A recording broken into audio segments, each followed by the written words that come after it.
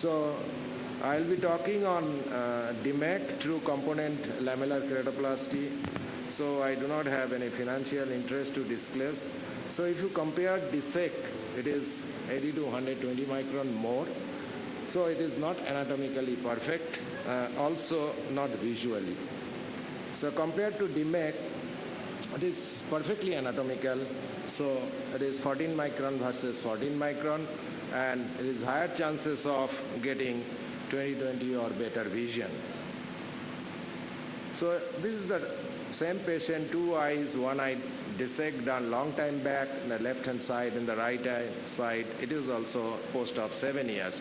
So both patient happy, but she always asked me, what has happened, why you have not done this same surgery in my right eye? That was the question. So that time we didn't know how to go about it. So DMEC, if you see the Western data, US data, the last 6 years data, the DMEC is almost touching DSEC. Probably this year data, it will be coming in April, so it will cross DSEC mark. So DMEC is naturally popular in US because they get everything prepared tissue. Likewise, in 2011, there was a shift from PK to DSEC. Same shift will happening this year. Probably we'll get the report next month.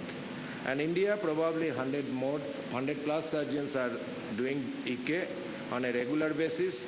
Last 21-22 data I have, it is from Eye Bank Association of India, and it is around 2,700. DMEC is around 500. So it is only 18% or 19% of all EK is DMEC. So initial case selection with good visibility, FECD with cataract as a primary case, pseudophakic corneal edema, or that is more common in our country, with good anterior chamber anatomy and IOL in the back. And overall, the eye is good, previously uncomplicated surgery. And ideal donor tissue, we use both NK medium and corneal preserved tissue, 55 to 75 years. Higher the age is better for easy unfolding. So if you prefer 60 plus tissue, it is better. And endothelial cell density is 2,500 or more with good morphology. And you must keep some of the optical quality tissue for first 20-25% of cases, so that you should not be feared to go forward if any complication happens. So the crucial step in DMEC, so recipient preparation, there is not much difference with the DSEC, but donor preparation is the first hurdle of DMEC. Donor loading transfer, that is little difficult as compared to DSEC. DMEC graft unfolding is the second hurdle and most difficult part, and centering is also difficult compared to DSEC. An AR injection, you need to be careful, and there should be something you go for immediate post-op care. So only difference in DMEC scoring is that your tissue removal is 0.5 to 1 millimeter more than your graft size. So you must have 1 millimeter working space on either side of the limbus, and accordingly you choose the graft size, and then you choose your desmotor axis area. So it can be under dilated people. Under AR is the best visibility, and always you should check under AR because you find some tidbits of DM remnant at the end of your total DM axis. AR-assisted DMEC is very helpful in post-VR surgery, SFIOL, SEIL, because we try to avoid cohesive viscoelastic in the anterior chamber. Inferior PI, it is most of the time it is mandatory, but you can still go without doing PI. Recently I am started doing, and but thorough SE wash is important. You should take care about the bleeding happening. So immediately you should give ER injection. It could be done before the surgery also, if the periphery is clear, by EAC PIO. So normally I do the graft preparation after doing my recipient preparation till PI I put the AR because I get 4 or 5 minutes time for air tamponade, and that time I prepare donor tissue. So in US, they get all the 5P kind of DMEC graft, and they are privileged, and they are always say they are spoiled. In fact, in US, the EK surgery starts their IBank only. In India, only the RIB, Hyderabad, they are recently supplying pre-pilled tissue. So you get only pre-pilled tissue. No marking, nothing will be there.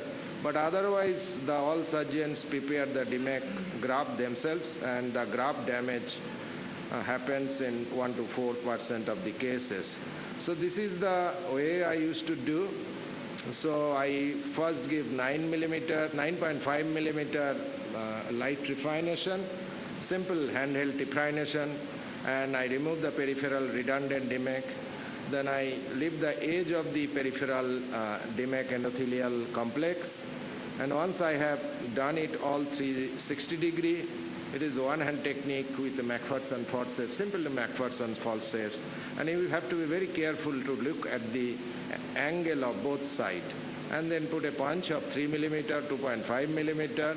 So if sometimes you get a hinge, and it is good, not that then it might be total. So if you get a hinge, it looks nice, and then you soaking the bed is important, put an S mark, and then reverse the cornea, take 8 millimeter, 7.75, 7 millimeter, whatever with the graft side. You remove all the redundant tissue, and then you separate the rest of the part, soak it in the trypan blue for about a minute, and load it shift it into a petri dish and load it in an injector system. So this is the method we follow recently. And if you have any kind of blunt chopper, that kind of blunt chopper actually help in separation of peripheral DME complex. If you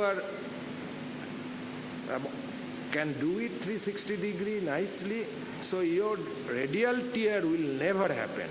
So you must be very careful when there is a resistance, but that is a very important step.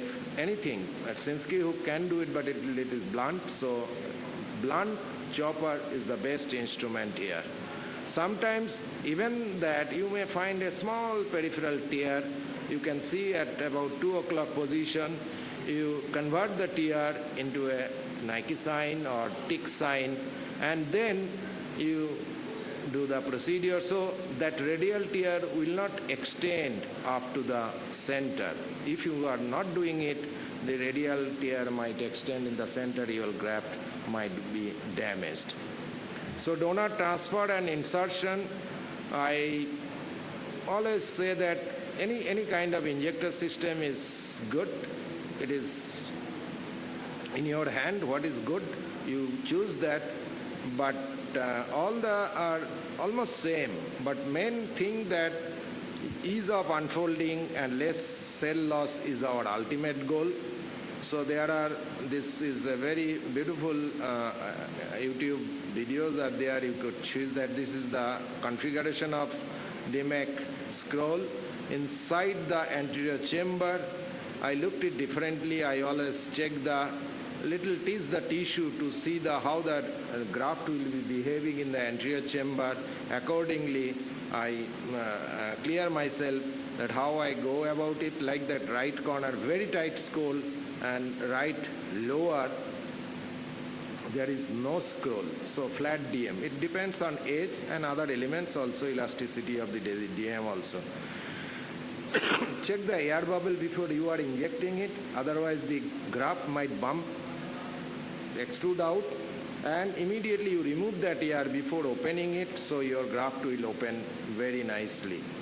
So check the air bubble in the syringe or in the injector system. So release fluid, this is also important, as while injecting, you just release fluid from the left right port or main port. Again you check it, and you protect the main port. Protect the main port. Most of the people, they put a suture in the main port. I normally do not do. It is my habit, but it is always advisable to put a suture in the mid port. Otherwise, during manipulation from outside, the graft may come out. So perfect scroll is your V is open up. So it is like this. And unfolding, you can do it by simple releasing of fluid. Like you just release fluid. You just support the graft at the center, release fluid from both the sides. No need of trapping. Just simple releasing. Will you see that the graft is gradually opening in both sides. So graft is like that. It is open like this. Only you need to center this. Then you put the ear. Then if the graft is like this, then you have to pin down the one end and then shift the graft towards the limbus of the opposite side. See the S sign, it is visible. So when it is visible, this color of the iris is lighter in this case, so you can see, but sometimes you have to be very careful. This is just like a reverse entry. You see the S is just reverse. So you again just check it again that whether it is, this is for demo purpose I have shown. And when you know that it is reverse, you have to tease the graft so that it could flip it very nicely. Slowly you inject a burst of fluid. You see that there is a flip of the tissue. And when it is flipped, and now you see that S is right direction.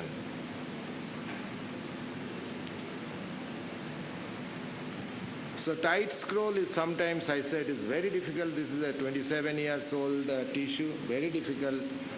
But I push it very hard so that it opened little bit. Once it opened, it always open like this, open like this. So it opens, then you fix or pin one side, and gradually you have to tap more here. But believe me, there are more cell loss in this maneuver when you are tapping more, because it is a very tight scroll. So ultimately your purpose that you are taking a very good tissue, young tissue, but your cell loss will be higher in this case. Sometimes unfolding is fun, and you see that this is because of that kind of flat roll. So you have a 50-50 chance of opening it rightly. So you just put it in, the graft is like that. So it might be 50% you are right, in a right direction, so you check. You can use the light pipe, also check the S or F. You see that in this, it is visible. You need not, and once it is visible, you inject here. While injecting, it is very much important to go right at the middle of the pupillary area, and AC depth should be optimum, neither too deep, neither too shallow. If it is too shallow, you might hit the iris, there is bleeding. I have had several experience, and during life surgery also I had a same experience. Then your surgery gets spoiled, so you have to be optimum. If you make it deeper, then again it will scroll like that. Again you will have to flat it, and you need to do it more. So optimum is the right word. So when we see after the surgery, we see the patient after 1 to 2 hours, and when we see under slit lamp, this is the fluid level just above the PI, we are happy. But when it is not covered, like this case, it is like total, then we need to burp little air. I always use air, never used gas, except in 1 or 2 circumstances where I use C3F8. So you use air and little burping, you will get the fluid level. And when it is after 4 to 6 hours, you discharge the patient and counsel about the positioning and review on day 2 or day 3. I don't call the patient on day 1 because it is not because we are discharging patient in the evening. Day 1 doesn't mean anything. So day 2 or day 3 is the right time where you can see actually detachment, because at that time air bubble level is much lower, so you can see actual detachment. And so in summary, India, we need to do a lot of EK in any form. Cataract surgery CSR has increased, and in 22-23 we have done 8.4 million cataract surgery in India. So if we take a lower side of the figure, so every year we are adding 12,000 to 15,000. EK patient, new EK patient. There are fair number of Fuchs dystrophy, especially in West Bengal. We see a lot of Fuchs cases, and it is at the level of 40% of our whole EK series. In other part of India, it is only 15%. And our part, it is almost same, 40%, and miscellaneous is 20%. That is a big chunk we see. And surgical and visual outcome of DMEC, of course, it is bad, like it is a cataract surgery outcome. As a cornea surgeon, we need to go with this type of true component surgery. And thank you very much for your patience sharing. Rajesh, you can. Oh, Hemant. Acha, you are there. Sathymoorthy, you are. Step by step dissect. Step by step dissect. So I have to rush to another call. Any question? By this time I can take any question. That is basically, you know that there is a paper recently, and I have done recently about 3-4 cases. The lying down supine position is not required in all cases. In fact, it is not required. So if your air remains there for 4 hours, that is sufficient to adhere the graft in 95% of the cases. The 5% chance of graft detachment. Normally it is also 5 to 7%. So I had a patient with novel anticoagulant, and patient had some kyphoscoliosis. So I did under topical. I did few topical. Patient very cooperative. I kept her in couch. I did the whole operation under dilated pupil. Whole thing is that you need to keep the pupil dilated about 6 millimeter or so. You do the surgery. So in dilated pupil, there is no chance of pupillary block because it is dilating, and your aqueous will readily dissect. The formula is you keep the air like just about the pupillary size, so it comes aqueous into the via the pupil, not via the PI. So I didn't do PI. So I kept the patient. After 4 hours, I see the patient under slit lamp. I see a nice fluid level, and I left there. In some cases, you have to do burping and send the patient home. So the question is, who has kyphoscoliosis? Will not you do? So lying down is a problem. So couch is good.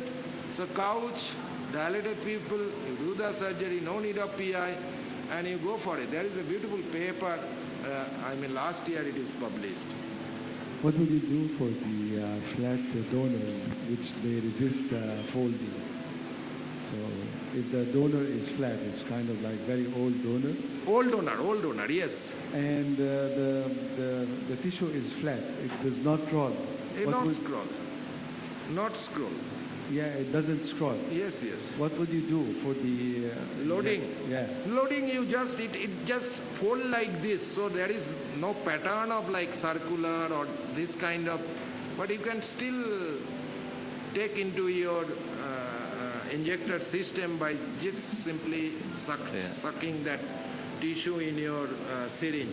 So it comes, and we have published that paper that 80 years and above, it published in Cornea Journal, 80 years and above for DMEC, and we have used, believe me, 100 years tissue. And this patient down the line 4 years is doing excellent. So during COVID, we have to do a lot of things. So tissue in older donor is friable. That is the only challenge of preparation, because even if we separate everything, still it is very fragile. So it may damage. Otherwise, you could use it. I have 4 cases which they resist folding and being into the injector, so I had to do endothelium in. So I fold You can them fold it like that, endo in, endo out. You can pull up technique, all these things you can do. Okay.